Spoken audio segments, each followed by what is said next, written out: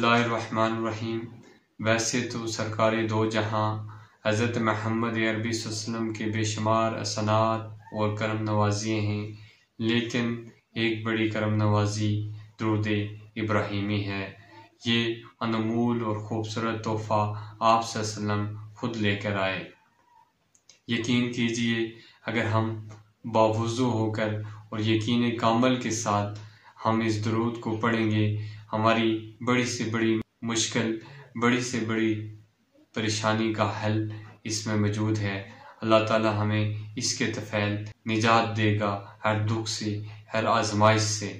Depression का सबसे बेहतरीन इलाज दुरूद इब्राहिमी में है, अगर इसको कसरत से पढ़ा जाए। अल्लाह ताला हमें इस दुरूद की अहमियत और इसकी फ़जीलत को समझने की तौफ़ीक नसीब फरमाए। अल्लाह निगहबान।